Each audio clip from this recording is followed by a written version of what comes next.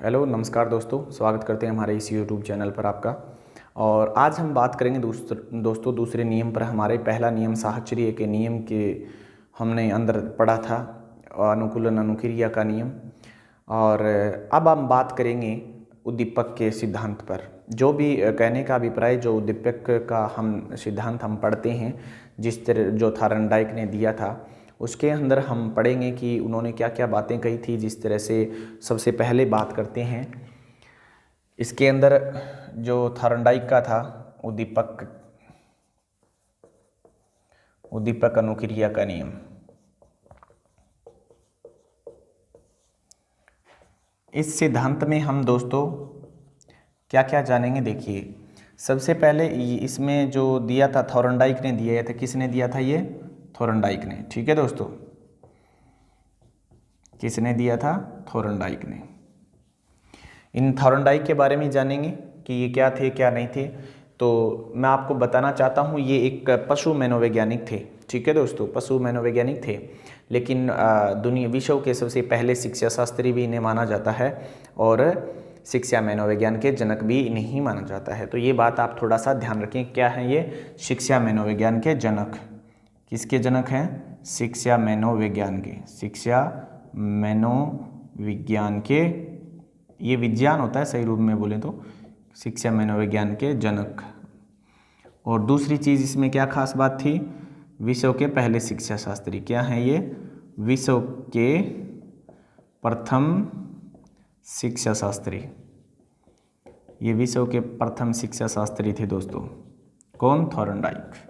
ठीक है, अब बात करते हैं इन्होंने क्या कहा इस उद्दीपक अनुक्रिया के नियम के बारे में। इन्होंने कहा, इसको जो नाम दिए आपने पढ़ा होगा, प्रयास व त्रुटि का नियम। तो इन्होंने ये नियम दिया था, प्रयास व त्रुटि का नियम। ठीक है दोस्तों, हम सारी की बातें डिटेल से जानेंगे। प्रयास व त्रुटि का नियम, इसे हम क्या और कुछ भी कह सकते हैं। इसे हम अगर और कुछ कोई नाम देना चाहें तो वो भी दे सकते हैं। प्रयत्न व भूल, इसे ही कहते हैं प्रयत्न व भूल। एक नाम आता है इसका संबंधवाद का सिद्धांत भी इसे हम कह सकते हैं। ठीक है दोस्तों, एक हम इसे बंध का सिद्धांत भी कह सकते हैं। क्या? बंध का सिद्धांत। ठीक है दोस्तों, बंध का सिद्धांत भी हम इसे कहकर पुकार सकते हैं। तो ये बातें आप थोड़ा सा ध्यान रखें दोस्तों। इसको हम अगर और कुछ कहना चाहें तो भी एक नाम है जो आता है संयोजनवाद। ये नाम भी आपको मिल सकता है। तो ये इस तरह के नाम इन्होंने दिए थे इस सिद्धांत के बारे में। प्रयास व त्रुटि का नियम, प्रयत्न व भूल का नियम, संबंधवाद, बंध का सिद्धांत और संयोजनवाद का सिद्धांत। लेकिन दोस्तों है क्या रियल मायने में? चलो देखते हैं। इन्होंने प्रयोग किया था, देखिए, थार्नडाइक ने प्रयोग किए थे 1890 से लेकर सन 1913 तक प्रयास किए थे। अब इनके बीच में एक सन आती है 1898। इसमें उन्होंने क्या किया, ये जो आपके नियम हैं प्रयास व त्रुटि का नियम बताया। ठीक है, 1898 में। लेकिन प्रयोग जो उन्होंने किया वो सन 1913 में किस पर किया? भूखी बिल्ली पर। किस पर किया? भूखी बिल्ली पर इन्होंने ये क्या किया? प्रयोग किया दोस्तों, भूखी बिल्ली पर। भूखी बिल्ली पर उन्होंने 1913 में प्रयोग किया। कैसे किया होगा? एक डब्बा बनाया। ठीक है दोस्तों, एक डब्बा बनाया, उसके अंदर बिल्ली को रखा। कैसी? भूखी। अब ये जो डब्बा है दोस्तों, यहाँ पर एक ये लगा दिया। ये अगर दबेगा बिल्ली के पाँव से तो क्या है, इसका जो दरवाजा है वो खुल जाएगा। अब भूखी बिल्ली को रखा और यहाँ पर क्या कर दी, एक मछली बना दी उन्होंने। क्या कर दी? एक मछली रख दी। ठीक है, अब बिल्ली को भूख लगी तो मछली खाने के लिए वो दौड़ेगी उसको, क्योंकि सुगंध आएगी ना उसकी। तो ये इन्होंने कई बार प्रयास किया। अचानक से क्या हुआ, इसका पाँव इसके ऊपर टिक गया और ये दरवाज़ा खुल गया और वो उसको खा गई। ऐसा धीरे धीरे उन्होंने ये रिसर्च की और बाद में वो खोलना सीख गई। तो यानी अब हम देखते क्या हैं कि ये देखिए, ये जो उद्दीपक रखा था उनके सामने मछली का, तो उसने क्या किया, उसको समझ में आ गया कि क्या है, इस बटन के कारण कुछ न कुछ तो गड़बड़ है। तो वो बार बार फिर उसको दबा देती और खा लेती, मतलब वो सीख गई थी। तो यहाँ आपका क्या है, सोच सकते हो कि प्रयास, ये बात आती है कि नहीं है? ये यहाँ उन्होंने वो प्रयास किया था बार बार, और फिर क्या हो गया, मछली उसको जो उद्दीपक जो दिख रहा था उसको उसने खा लिया, ठीक है। और उसकी भी क्या थी, उसको ये मछली जब मिली तो वो पुनर्बलन मिला उसको। और कोई आदमी जब कोई काम करता है, अगर उसको सकारात्मक परिणाम मिलते हैं तभी तो कुछ होता है ना। लेकिन फिर आगे बात करेंगे इस पर। तो इसलिए ये हम कह सकते हैं दोस्तों कि आपको ये समझ में आ गया होगा मछली के बारे में और बिल्ली के बारे में भी कि प्रयत्न और त्रुटि का नियम उन्होंने क्यों दिया, प्रयत्न व भूल का नियम क्यों दिया, ठीक है। अब बात करते हैं दोस्तों इससे आगे की। इससे आगे क्या है, उन्होंने कुछ नियम बताए इसके ऊपर। वो नियम जरूरी हैं आपके लिए पढ़ना। क्या बताए? नियम। इसे हम कह सकते हैं थॉर्नडाइक के नियम भी कह सकते हैं, ठीक है दोस्तों। थॉर्नडाइक के नियम भी हम इसको कह सकते हैं।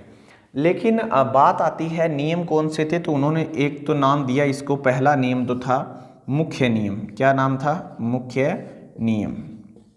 मैं ऊपर लिख देता हूँ इनको, अगर आपको दिखाई नहीं दे तो हो सकता है, लेकिन दिख तो जाएगा मुझे पता है, लेकिन फिर भी आप देखिए इसके अंदर मुख्य नियम क्या थे दोस्तों। मुख्य नियम में 3 चीज़ें बताई उन्होंने।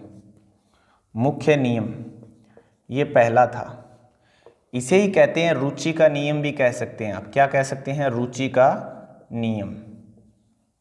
रुचि का नियम भी हम कह सकते हैं। इसके अंदर 3 चीजें बताई। कौन कौन सी? पहला था तत्परता का नियम। क्या था? तत्परता का नियम। इस पर डिटेल से जानेंगे। दूसरा था अभ्यास का नियम। अभ्यास का नियम। और तीसरा भी था, उसका क्या नाम था? जिस तरह से प्रभाव का नियम। प्रभाव का नियम। प्रभाव का नियम। लेकिन क्या इनके और नाम भी हैं? बिल्कुल हैं। उपयोग और अनुपयोग का नियम भी इसे हम कहते हैं। उपयोग या अनुपयोग का नियम भी कह सकते हैं। इसको परिणाम का नियम भी कहते हैं। परिणाम का नियम, ठीक है दोस्तों। ये नाम थे, तीनों दिए गए। और इसके बाद दूसरा था गौण नियम। इन्होंने क्या नाम दिए? गौण नियम। कुछ गौण नियम भी बताए उन्होंने, ठीक है दोस्तों। जिसके अंदर अगर हम बात करें तो पहला हमारा पॉइंट आता है इस गौण नियम में, बहुप्रति। क्या आता है? बहुप्रति का नियम। दूसरा इसके अंदर आता है आंशिक नियम। तीसरा इसमें आता है सादृश्यता का नियम। ये मस्त है दोस्तों, आप पर भी लागू होता है, सादृश्यता का नियम। और चौथा है मानसिक विन्यास। मानसिक विन्यास का नियम। मानसिक विन्यास का नियम। और पांचवा एंड लास्ट है साहचर्य का नियम। ये देखो दोस्तों, अब डिस्कस करते हैं इन टॉपिक्स पर और लास्ट में बात करेंगे उपयोगिता की। देखिए ज़्यादा मुश्किल नहीं है। भूखी बिल्ली पर प्रयास किया था, वो डब्बा सा उसने उसको स्टैंड को जो बटन सा लगा हुआ था उसके अंदर उसको दबाया और ढक्कन खुल गया और वो खा गई। तो खैर ये बातें तो आपको भी पता है, मुझे पता है, लेकिन ये चीज़ें मोस्ट इंपॉर्टेंट है। इन्होंने दिया क्या इस चीज़ को बाद में? मुख्य नियम बताए, गौण नियम बताए, राइट। मुख्य नियम में तत्परता का नियम, अभ्यास का नियम और प्रभाव का नियम। इसमें बताया बहुप्रति का नियम, आंशिक नियम, सादृश्यता का नियम, मानसिक विन्यास का नियम और साहचर्य का। इन्हीं को पढ़कर ही पता चल जाएगा कि हमारे लिए बेनिफिट क्या है। देखिए कोई भी काम करोगे आप, इन्होंने इसमें यह बात कही कि जब आपको कोई काम करना है तो उसको करने के लिए सबसे पहले आपको रेडी रहना होगा, तैयार रहना होगा, तत्परता होनी चाहिए, उत्सुकता होनी चाहिए उस काम को लेकर आप में, तब ये आप इजी से कर पाओगे, अन्यथा नहीं कर पाओगे। क्यों? क्योंकि जब भूखी बिल्ली को मैं दोबारा डब्बा बना देता हूं, ऐसे समझ जाओगे बिल्ली इसके अंदर बैठी थी, यहाँ पर स्टैंड लगा हुआ, जो वो बटन लगा हुआ था, दरवाज़ा ये मान लीजिए ये है, और यहाँ पर क्या थी, मछली थी। ठीक है, ये मान लीजिए मछली है।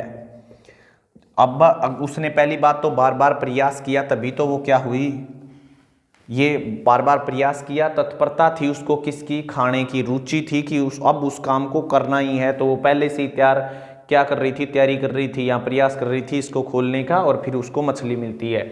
तो इसी तरह से दोस्तों हमारे जीवन में भी अगर if you want to get success in your life then you must work hard. लेकिन वर्क हार्ड तो कठिन करना ही है, लेकिन वो तत्परता ही है तभी तो हम कर रहे हैं, हमारे अंदर रुचि है तभी तो हम कर रहे हैं।